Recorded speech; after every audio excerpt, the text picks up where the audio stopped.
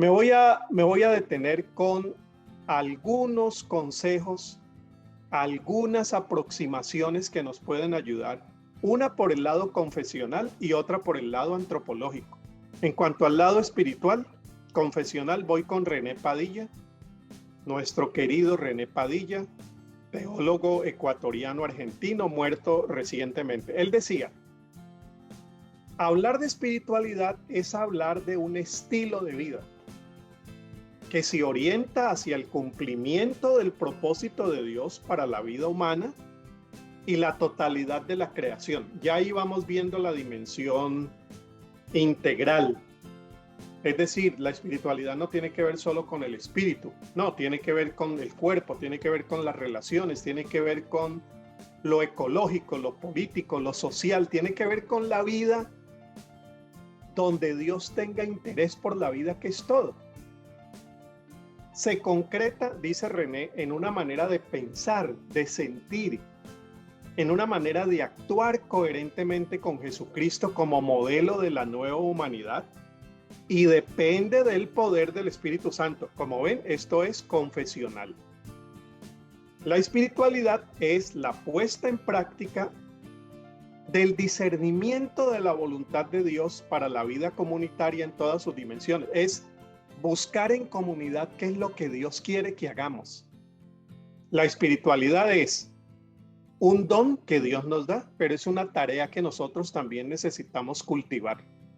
Dios nos da la parte más importante, nos acompaña, nos inspira, nos da su espíritu, pero requiere también de nosotros.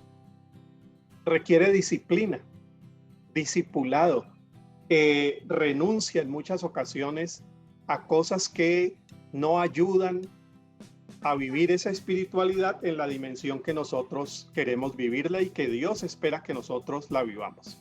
Bueno, vamos ahora a ver una definición que va más por el lado antropológico y no confesional. Aquí nos estamos refiriendo a espiritualidad de todo ser humano. Hay espiritualidades cristianas, sí, y dentro de las cristianas hay estilos de espiritualidad católica, metodista, pentecostal, presbiteriana, menonita, anabautista, adventista, y la lista de formas como se vive la fe son muchas. Pero hay espiritualidades budistas, hay espiritualidades islámicas, hay espiritualidades Bahá'í, hay espiritualidades Nueva Era, hay espiritualidades,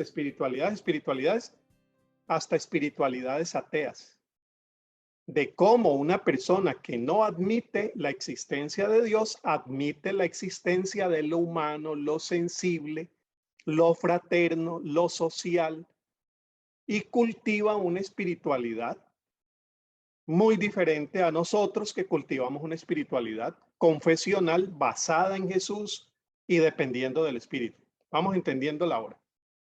Esta es una buena amiga, profesora de la Universidad Javeriana de Colombia, Rosana Navarro. Todo ser humano lleva un dinamismo interior que lo recorre y lo mueve, que lo anima, un espíritu que se identifica. Mire si esto no lo tienen todos los seres humanos: motivaciones profundas, ideales, apuestas de sentido, sean o no sean conscientes de que la tienen. En ocasiones, el espíritu con E minúscula, el espíritu de una persona se expresa como la búsqueda de sentido de vida, conciencia, inspiración. Un artista, por ejemplo, en un artista hay mucha espiritualidad, hay mucha sensibilidad humana, voluntad profunda, dominio de sí, valores que guían una vida, utopías, sueños, anhelos o causas por las cuales uno lucha. Una causa política, a veces hasta muy desviada, pero se apasionan, dan la vida, forman toda una ética alrededor de una ideología. Y termino aquí con lo que dice Rosana. La espiritualidad es la expresión de ese dinamismo y espíritu que se lleva adentro, que invita y mueve la vida. Es ese talante que genera una forma de relacionarnos con los demás. Gente, por ejemplo, que uno dice, no van a una iglesia, no conciben a Dios como yo lo concibo, pero qué humanidad hay en ellos, qué valores, qué respeto por los demás, qué ternura en la crianza con sus hijos. Ahí donde hay esas sensibilidades humanas se está expresando lo que todo ser humano por creación tiene, esa capacidad de lo espiritual. Es ese talante, dice Rosana, que genera una forma de relacionar, perdón, de relacionarnos con los demás, con Dios, y que hace posible la realización de la propia existencia. Tiene que ver con todas las dimensiones de la persona. Cuerpo, mente, alma, se expresa en todo lo que vivimos y hacemos. El trabajo, la forma como trabajamos expresa nuestra espiritualidad, no porque estemos hablando de Jesús, sino porque trabajamos con alegría, con transparencia, con honestidad, sentido de equipo, las formas como descansamos, la oración, los pensamientos. Es decir, es un asunto vital de la existencia. Bueno, hasta allí las definiciones, porque dijimos esto llegar al fondo de la definición, pero sí tener algunos elementos claves. Es ese estilo de vida que uno adopta, en el caso cristiano, bajo el modelo de Jesús y que nos permite seguirlo en la vida, en todo, en todo. Bueno, cuando Jesús estuvo aquí, cuando Jesús estuvo aquí, la religiosidad abundaba. Las formas de vivir lo espiritual, los ritos, la religión era parte sustancial de la vida. Es más, miren, para hablar del primer siglo, uno no podría decir que hay una separación entre lo político, lo social y lo espiritual. Eso era una sola cosa. Era una sola cosa. La religión se filtraba por todos los espacios de vida, los espacios políticos. Entonces, había un tipo de vivencia espiritual contra la cual Jesús dijo, esa no es la espiritualidad del Padre. No porque la doctrina esté equivocada. Recuerden que con los fariseos él tenía muchas simpatías doctrinales. Dice, en cuanto a lo doctrinal, yo no voy a discutir temas de resurrección y todo, estamos más o menos de acuerdo, pero la forma como están viviendo la fe deteriora lo humano, maltrata al otro, discrimina, excluye y mata. Ustedes recuerdan, por ejemplo, el caso donde unos religiosos vienen para decirle, Señor, hemos visto a esta mujer en el mismísimo acto del adulterio y la ley dice que, mire, un texto sagrado utilizado para dar muerte. Entonces, esas espiritualidades espúreas, como ya las estoy llamando hoy, pueden ayudarnos a entender en contraste cuál es la espiritualidad que el Señor propone. Primero, él tiene serios conflictos con la espiritualidad que se vuelve institución, controlada por lo que yo voy a llamar los señores del templo, que se creen jerarcas del templo y dueños de Dios. Es una espiritualidad, como bien la retrata Mateo, Marcos, Lucas y Juan, legalista, la ley está primero que el ser humano, ritualista, primero está el ritual que el ser humano, y controladora. Uno de ustedes que nos lea el texto de Mateo 23 que tengo aquí. ¿Quién nos ayuda leyendo ese texto? Por favor, abre el micrófono y nos ayuda leyendo. Mateo 23. Ay de ustedes, maestros de la ley y fariseos, hipócritas, dan la 10ª parte de sus especias, la menta, el anís y el comino, pero han descuidado los asuntos más importantes de la ley, tales como la justicia, la misericordia y la fidelidad. Debían haber practicado esto sin descuidar aquello. Guías ciegos cuelan el mosquito, pero se tragan el camello. Hay de Bueno, ustedes, hasta ahí os sigo. no, siga, siga, Hay adelante. de ustedes, maestros de la ley y fariseos hipócritas, limpian el exterior del vaso y del plato, pero por dentro están llenos de robo y de desenfreno. Fariseo ciego, limpia primero por dentro el vaso y el plato, y así quedará limpio también por fuera. Bueno, Estela, muchas gracias. Muchas gracias. Además, muy bien leído el texto. Bueno, el capítulo valdría leerlo todo para entender la fuerza que tenía Jesús cuando se enfrentaba a ese tipo de espiritualidades deshumanizantes, como las estamos llamando. ¿Qué fuerza? Dice unas cosas, y Mateo 23 es un texto clásico en cuanto a esas expresiones fuertes de Jesús contra quienes estaban convirtiendo el templo en ganancia, la ley en oportunidad de poder, en general, la fe como un asunto que giraba alrededor de ellos y alrededor de las expectativas de ellos, desconociendo a Dios y desconociendo al mismísimo ser humano. Noten que Jesús no entra en la discusión conceptual.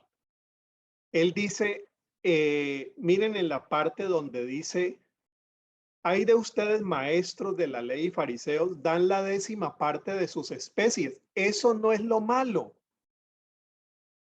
El problema es que han descuidado lo más importante. Si usted quiere diezmar sobre la menta, el anís y el comino, Jesús no entra a discutir eso. La discusión de Jesús no va por esa parte. Si es esto o es esto, si es el 10% o es el 8%, si es el comino maduro o es el comino. No, Jesús dice, si lo quiere hacer está bien. El problema es que han descuidado lo más importante de la ley. Y lo más importante que era. Miren la espiritualidad de Jesús, hacia dónde apunta. Justicia, justicia, tiene que ver con algo muy social, no es la justificación, es la justicia. La misericordia tiene que ver con relaciones sociales y la fidelidad, la lealtad, la coherencia de vida. Y Jesús en ningún momento está volviendo esto unos mandatos legalistas, sino intentando aclarar que esa no es la forma como el Padre quiere que vivamos la fe, celebremos nuestro culto en el templo. Tiene, por cierto, muchos problemas en el culto y va en contra de esto, al punto que al final son estos los que lo llevan a la cruz. Digo algo más. Yo vengo de una tradición teológica donde se piensa que, sobre todo en algunos años del seminario, donde se piensa que Jesús fue una persona que vino para revelar lo mal que estaba el imperio y tratar de proponer un sistema político distinto al romano, tratar de hacer de la Judea romana algo más digno, algo más justo. Bueno, es decir, es ese sentido político de Jesús que tiene una tradición muy profunda en América Latina. Con los años yo llego a pensar algo que ustedes no tienen que estar siempre de acuerdo con eso, lógicamente, que para Jesús lo más fastidioso no fue el poder político, que lo era, pero el más grande porcentaje de sus controversias no es con el poder político, sino con el poder religioso. ¿Por qué? Porque el poder religioso sustenta al poder político. Por eso, en lugar de ponerse a contrariar al emperador, se va a contrariar al sumo sacerdote. Y las políticas de Estados Unidos y las políticas de mi Colombia y las políticas de Costa Rica y las políticas de Puerto Rico y las políticas son políticas que hoy en día están demostrando ese vínculo entre lo religioso y lo político. Lo religioso sosteniendo lo político. Entonces Jesús va a la esencia. de todo eso que está sosteniendo las instituciones políticas y en este caso la religión. Los desenmascara y si ustedes leen ahora en Semana Santa el relato de la pasión, muerte y resurrección, se dan cuenta que los políticos quieren dejar libre a Jesús. Pilato dice, yo no encuentro ningún mal en este señor. Si lo sueltas, te harás enemigo de César. ¿Y quién dice eso? La religión. Una espiritualidad completamente trastornada. Veamos otro texto. Miren este otro texto. ¿Quién nos lee este que está en Lucas 4:24? Aquí Jesús va contra la espiritualidad nacionalista. Y atención, aquí el frente de conflicto no son los religiosos, sino la gente común y corriente en la sinagoga. Está en la sinagoga de Nazaret, va a empezar el ministerio, viene con su discurso, el Espíritu del Señor está sobre mí, me ha enviado, pero miren lo que pasa al final. ¿Quién nos lee este texto? Lucas 4:24 al 30, que lo tenemos allí en la nueva versión internacional. ¿Alguien que nos ayude? Amén. Lisbeth, adelante. Okay. Pues bien, les aseguro que a ningún profeta lo aceptan en su propia tierra. No cabe duda de que en tiempos de Elías, cuando el cielo se cerró por 3 años y medio, de manera que hubo una gran hambre en toda la tierra. Muchas viudas vivían en Israel. Sin embargo, Elías no fue enviado a ninguna de ellas, sino a una viuda de Serapta en los alrededores de Sidón. Asimismo, habían en Israel muchos enfermos de lepra en tiempos del profeta Eliseo, pero ninguno de ellos fue sanado, sino Naamán el sirio. Al oír esto, todos los que estaban en la sinagoga se enfurecieron, se levantaron, los expulsaron del pueblo y lo llevaron hasta la cumbre de la colina sobre la que estaba construido el pueblo, para tirarlo por el precipicio. Pero él pasó por medio de ellos y se fue. Bueno, muchas gracias. Te agradezco mucho por la buena lectura también. Miren, aquí estamos frente a la gente que se molesta porque Jesús viene mostrando una forma de vivir la fe muy inclusiva, sin fronteras. Entonces, cuando él dice que la fe no es solo para Israel, mire el nacionalismo de la gente, un nacionalismo cultivado por la religión. Es la religión y es la lectura que han hecho de las escrituras los que los está llevando a este nacionalismo. Allí no están dando razones políticas, históricas, sino religiosas. Entonces él dice, bueno, si ustedes no quieren aceptar eso, recuerden que en el tiempo de Eliseo y en el tiempo de Elías, cuando había hambre frente a esta situación de la viuda, ustedes recuerdan bien que el profeta fue enviado a una viuda de Sarepta de Sidón, que era una pagana. Entonces, yo no estoy diciendo nada extraño, yo sencillamente lo que estoy siguiendo es esa extensa tradición de un Dios que extiende sus brazos amorosamente a todo el mundo y después va a decirlo de manera muy clara, que hace salir su sol sobre buenos y malos.